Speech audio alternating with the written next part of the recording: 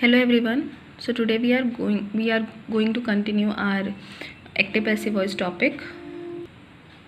We have already discussed our special rules, three special rules. So now we are moving towards rule number 4, and all these rules are very important because in exam now they usually ask this kind of questions because they are different from the basic structure of active passive voice. तो जो हमने basic structure पढ़ा था उनसे ये rules बहुत अलग होते हैं, इस वजह से वो आजकल मोस्टली इस तरह के रूल्स पूछे जाते हैं। और ये रूल्स इतने इम्पॉर्टेंट है कि ना केवल ये इस एग्ज़ाम में बल्कि ये कॉम्पिटिटिव एग्ज़ाम में भी पूछे जाते हैं। So let us move towards the rule. तो फर्स्ट रूल क्या है हमारा, कहता है कि अगर हमारा सेंटेंस जो है वो देयर से शुरू होता है, ठीक है, तो यहाँ पे ऑब्जेक्ट का बहुत रोल नहीं है। मैंने पहले भी बताया था कि अगर कोई पूछे कि एक्टिव पैसिव वॉइस में क्या इंपॉर्टेंट है या किस चीज़ की नेसेसिटी होती है, तो ऑलवेज रिमेंबर कि बी वर्ब और वर्ब की थर्ड फॉर्म की बिना इनके सेंटेंस जो है वो बन नहीं सकता। तो आगे हम देखेंगे कि सेंटेंसेस में ऑब्जेक्ट नहीं होंगे लेकिन उसके बाद भी पैसिव वॉइस में सेंटेंस बनेगा। सो अगर जैसे हम फर्स्ट रूल देखें तो यहाँ देयर से स्टार्ट हो रहा है। अब यहाँ पे बहुत ज़रूरी है एक्टिव वॉइस के रूल को भी समझना, इसीलिए मैंने दोनों का स्ट्रक्चर लिखा है। तो जैसे यहाँ पे फर्स्ट सेंटेंस में क्या है, देयर है, देयर के बाद is am are was were, यही वर्ब्स आएंगी। उसके बाद नो वन, नथिंग, नोबडी, इस तरह के वर्ड्स आएंगे। उसके बाद टू होगा और वर्ब की फर्स्ट फॉर्म, ठीक है। तो ये जैसे बेसिक स्ट्रक्चर एग्जाम्पल से देखेंगे तो हमें ज़्यादा अच्छे समझ में आएगा। That is there is nothing to do, यानी कुछ भी करने के लिए नहीं है।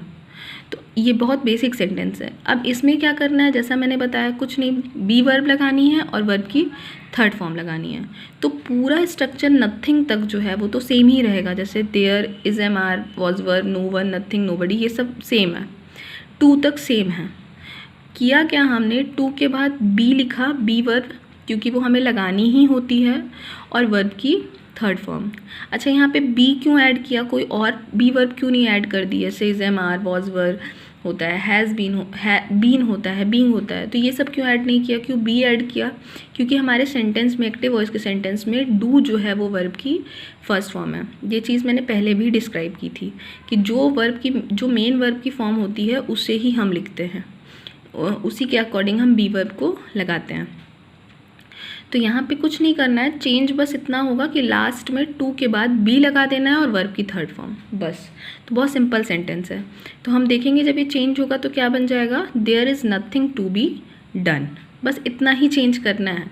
लेकिन ये सेंटेंस अगर हम फर्स्ट गो में अगर आपको दें तो फिर बहुत दिक्कत होगी समझने में, क्योंकि हमने बेसिक स्ट्रक्चर तो ये पढ़ा है कि पहले ऑब्जेक्ट को लिखते हैं फिर बी वर्ब लगाते हैं इस तरीके से। लेकिन यहाँ पे देखा जाए तो ऑब्जेक्ट वगैरह कुछ भी ऐसा हमें फाइंड नहीं करना है, बस बी वर्ब लगानी है और वर्ब की थर्ड फॉर्म। ऐसा ही नेक्स्ट एग्जाम्पल है क्या, there is no one to introduce, यानी कोई भी ऐसा नहीं है जिसको इंट्रोड्यूस कराया जाए। तो क्या हो जाएगा, देयर इज़ नो वन, इतना तो सेम ही रहता है, टू तक सेम रहता है, there is no one to, आगे क्या कर देना है, बी इंट्रोड्यूस्ड, बी लगा करके वर्ब की थर्ड फॉर्म। आई होप ये समझ में आ गया होगा because it is very simple, you just need to remember it.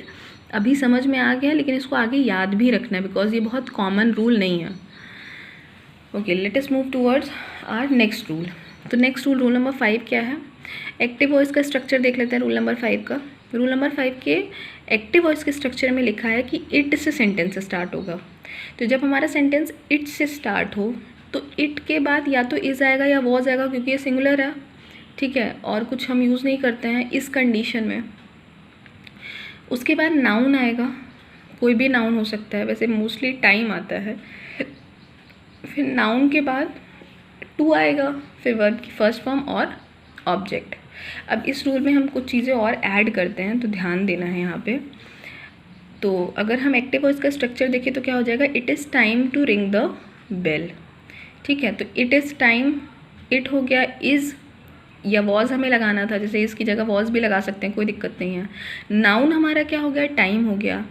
To तो लिखा ही हुआ है, वर्ब की फर्स्ट फॉर्म हो गई रिंग, और ऑब्जेक्ट क्या हो गया, बेल, ठीक है। अब इसको जब हम पैसिव वॉइस में चेंज करेंगे तो पैसिव वॉइस का हमारा रूल क्या है, इट इज़ या इट वॉज जो भी लिखा होगा अकॉर्डिंग टू सेंटेंस, फिर नाउन को हमें वैसे ही लिख देना है। अब इसके बाद ध्यान देना है, इस कंडीशन में हम फॉर को अपनी तरफ से ऐड कर देते हैं। तो यहाँ पे जो प्रीपोजिशन हम ऐड करते हैं वो प्रीपोजिशन कौन सा होता है, वो फॉर प्रीपोजिशन होता है। इस बात को बहुत ध्यान रखना है क्योंकि मोस्टली बच्चे इसको भूल जाते हैं कि हमें फॉर ऐड करना है।